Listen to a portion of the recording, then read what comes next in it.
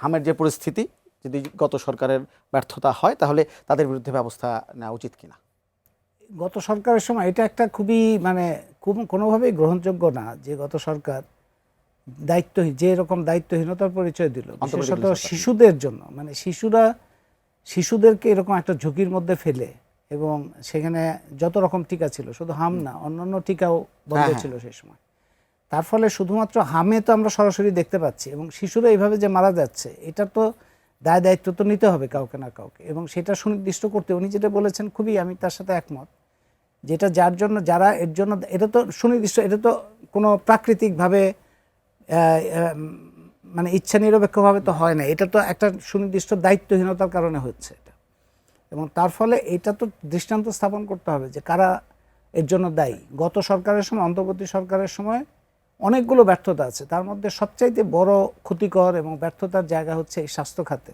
স্বাস্থ্য খাতে খুবই অবহেলা ছিল, এবং এই টিকার ব্যাপারটা তো খুবই দায়িত্বহীন ব্যাপার হয়েছে।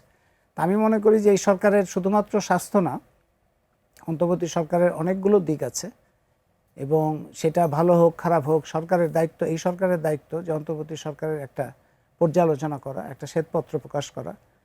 এবং এই যে ঘটনাগুলো ঘটলো, আমরা পরিবহন, এই যে গত অ্যাক্সিডেন্টে যেভাবে মানুষ মারা গেল, পরিবহন খাতেও তারা তেমন কিছুই করে নাই, এবং অনেক জটিলতা তৈরি হয়েছে। তো সব কিছু মিলিয়ে একটা শ্বেতপত্র প্রকাশ করা উচিত, এবং সেটার জন্য যারা দায়ী চিহ্নিত করা উচিত, তাদেরকে আইনের আওতায় আনা উচিত। আর তার থেকে বের হওয়ার চেষ্টাটা একটু দ্রুততর করা উচিত।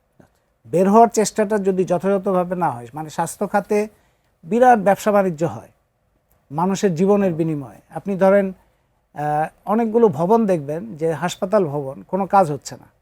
অনেকগুলো যন্ত্রপাতি দেখবেন কেনা হয়েছে, সেগুলো কোনো কাজ হচ্ছে না। আমরা গত আগের সরকারের সময় থেকে দেখেছি যে দুটো ক্ষেত্রে বিশেষভাবে উৎসাহ থাকে, একটা হচ্ছে কেনাকাটা, আর একটা হচ্ছে ভবন নির্মাণ।